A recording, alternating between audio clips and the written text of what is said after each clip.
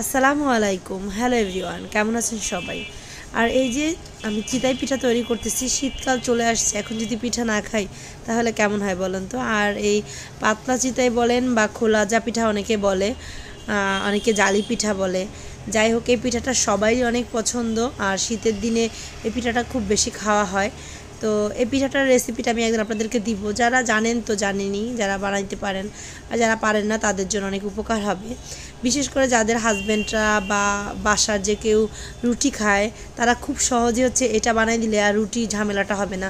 রুটি বানাইতে কিন্তু অনেক প্যারা, কিন্তু এটা অনেক সহজে তৈরি করা যায় পাতলা চিতই পিঠাটা। আর খেতে এত মজা, আপনি যে কোনো কিছু দিয়ে খাইতে পারবেন, তরকারি হোক বা হচ্ছে মিঠাই অথবা চিনি যাই বলেন না কেন, অথবা নারিকেল যা দিয়েই খান, মাংস সব কিছু দিয়ে এটা খেতে পারবেন। তো খুবই সিম্পল এবং এত মজা। তো এই যে এবার হচ্ছে আমি ঢাকা দিয়ে দিব, আর এটা খুব সুন্দরভাবে হয়ে যাবে। কার কার এই পিঠাটা পছন্দ অবশ্যই কিন্তু কমেন্টসে জানাবেন। আর যারা শর্টকাটে হচ্ছে রুটি পিঠা বানাইতে চান না, এটা বানাইতে চান, আমার রেসিপি দেখে শিখে বানাই নেবেন, আমি অবশ্যই রেসিপিটা শেয়ার করব। আর এই যে একটু হচ্ছে 10 নম্বর গিয়েছিলাম স্বপ্নতে একটা কমফোর্টার কেনার জন্য। আর দেখেন কি সুন্দর একটা চাঁদ আকাশে, দেখি মনটা ভালো হয়ে যায়।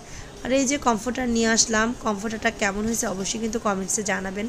বাবুর আব্বু আমাকে 2টা কালার দেখাইলো, আমার এটাই বেশি ভালো লাগলো, পরে এটাই নিয়ে নিলাম। আর মেয়েদের এমনিতেও না একটু ওই যে পিঙ্ক কালার জাতীয় জিনিসগুলো বেশি ভালো লাগে।